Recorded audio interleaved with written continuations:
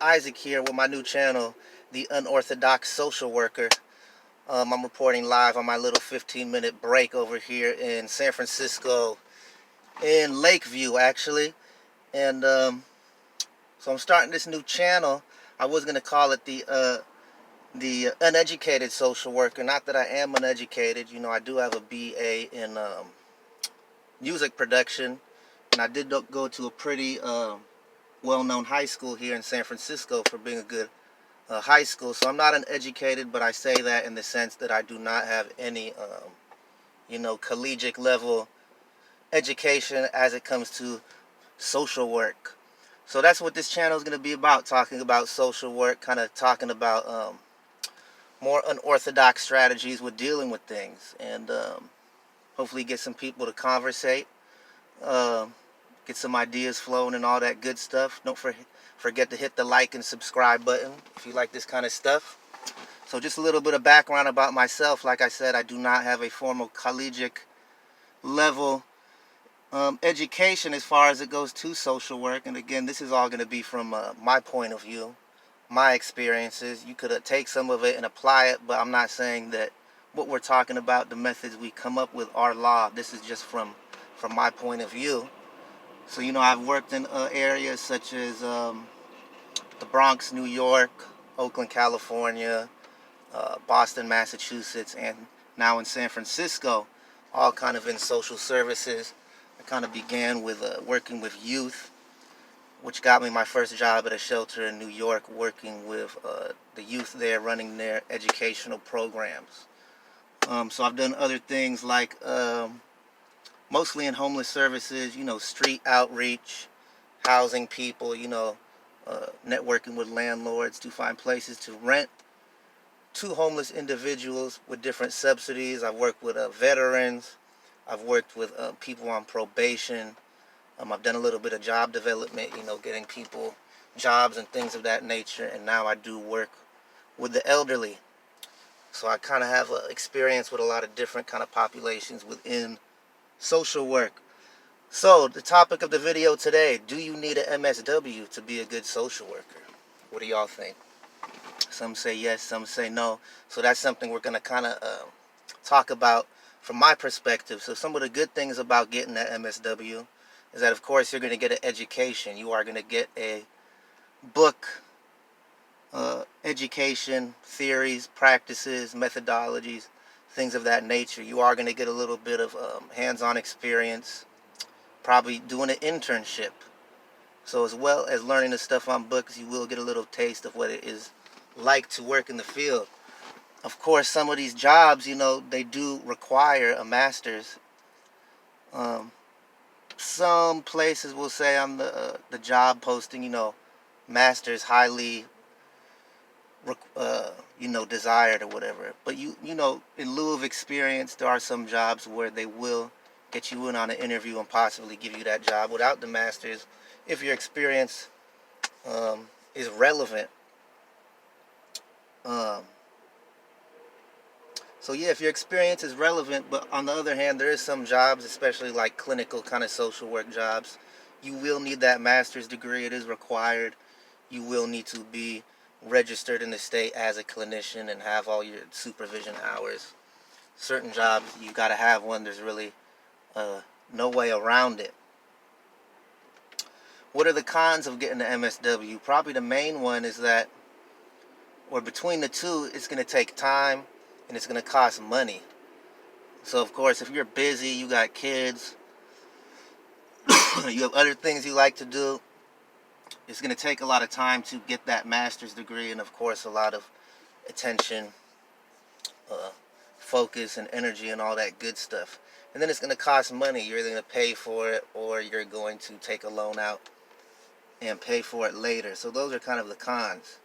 Now, just because you have that degree, will that make it easier for you? Will that get you a better job? It could, but it's kind of like the foot in the door, foot out the door syndrome. However, you kind of do see a lot of people just getting jobs in this high kind of like turnover, high demand field where people are just giving you jobs with the MSW and you really don't have the experience. And a lot of this is just from my my point of view, so don't take it personally. To all those people that worked hard and did get that degree, that, you know, a lot of times you do see people coming in there, especially the younger ones, you know, early 20s, just got the degree, and they got what I call MSW syndrome, where they know it all because they got a master's of social work. At the same time, you know, respect the people that have done the work. You know, just because you got that degree, that doesn't mean you know the work yet. You know, just because school's over, take the experience as a opportunity to grow and learn. So, you know, another thing too, just because you got the degree and therefore you have the knowledge, don't transfer that aspect to your clients. I see this a lot of highly educated people when they're doing their case plans, so forth and so on. They are trying to get the person to come up with a solution that the case manager or the social worker came up with. Or saying, you know, for example, trying to force their own ideas, their own solutions to the problems. That's not what you want to do. You're not, you know, and it goes into kind of the savior complex thing. Yes, you're there. Yes, you can be ambitious, but really respect what your clients want to do. Don't force your ideas, opinions, how they think they should change their lives, or what items or whatever they may need. You're gonna have to have the client participate in the decision-making process more than you being the savior who's gonna come in with all the answers and save this person's life. You know, based off your education, but then maybe at the same time, culturally, you don't connect with that person or understand at all. So please, be conscious of that. Don't interject your own opinions, your own ways of thinking of what is right on your clients. That is counterproductive. Be as you know, you can have emotion, but still be objective as possible. And that goes into the fact, you know, what I see with a lot of people, don't do it for your own self-gratification. You know, don't be a social worker to make yourself feel good that you did something, because you're doing it for the wrong reason. You know, you kind of want to be altruistic with this. You know, you do want to do it because you want to help out, but don't get off on the fact that I'm the one that helped this, you know, I'm the one that helped this person, or I'm the one that helped that person. You're just a tool inserted in an ideal world. You're just in there to facilitate the client to come up with their own solutions to their own barriers. You know, that's kind of focusing on a client-based care plan and things like that, but we'll talk about that in another episode. So, you know, there is some good things about getting the master's degree, but at the same time, don't forget that does not make you the expert. In my opinion, even, you know, experience is a far better teacher than a degree, especially in experiences where you're thrown in there with no guidance and you really have to just perform. In my experience, that was the best education for me. So if you're going to think about getting that MSW, what you really want to think is, do you want to be a social worker? Really think about it, because you are going to end up spending a lot of money. You're going to invest a lot of money and a lot of time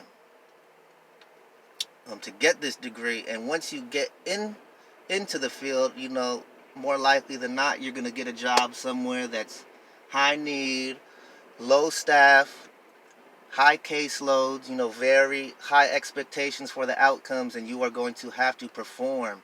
You are going to be stressed out.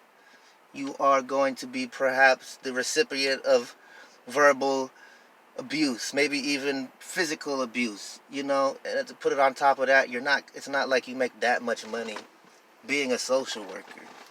You're going to be dealing with people with trauma, and a lot of times just you know, emergency situations. What's the word? Not emergency, but you know, people that are dealing with a crisis. So you're going to be dealing with people in crisis every day. And if you don't know how to deal with that crisis will transfer over to you, which might make you burn out. So you have to think about these things before you get that MSW.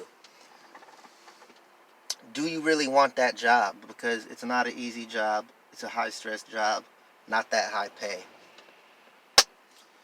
But I would suggest anybody thinking about becoming a social worker, you don't have to get that degree first. You could start out, get a job at an organization. You could be a front desk person. You know what I mean? You could work in a kitchen somewhere. You could be an outreach staff. There's plenty of jobs you can do. You could be a resident assistant. There's plenty of jobs you can do without that degree, to where you will get a taste of what social services is like and really experience it and see whether you want to get into that field. And a lot of these times, I don't mean to be disrespectful, but kind of lower level positions, you actually build up a more deep rapport with your clients would than the case manager or somebody of that level. So starting out at one of these positions, just to see what it's like, you're going to build these skills you need, and you're actually going to have a good rapport. And that's a valuable asset, the front line, to places that are nonprofit, social work, social services based places. Another thing you could do is that you could some jobs, if you get a job with them, they will pay for your school, and they'll let you have your job as part of your credits. So you could even get a job social services, be getting your master's at the same time, and they will pay you for the degree. And then boom, once you get the degree, they probably keep you on, give you a raise, give you a better job, or you can go get that better job somewhere else. So that's pretty much it for this video. Should you get a master's degree? Should you not? I didn't get one. Sometimes I wish I did, because I knew if I did have that degree, with the experience, my opportunities would be broader. But at the same time, I've had enough experience to where I can kind of, move pretty good within this field without that degree. Because people at the same time, they do like experience. And school, a lot of, and if you are getting the MSW, it does not matter what school you go to. People don't care if you went to Harvard, Yale, NYU, whatever. No one really cares in social services. They really just care that you have the degree. It's kind of actually looked down upon if you come up in a place and you're from some big fancy school and you think you're a hot shot, blah, blah, blah, blah, blah.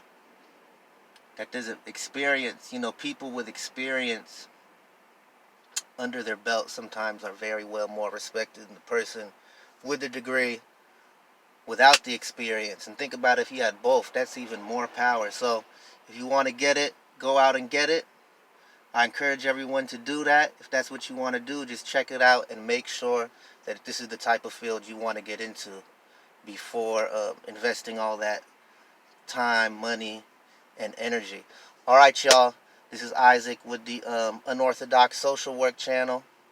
I'm about to probably post a video once a week, and we will see you next time. Don't forget to hit that like and subscribe.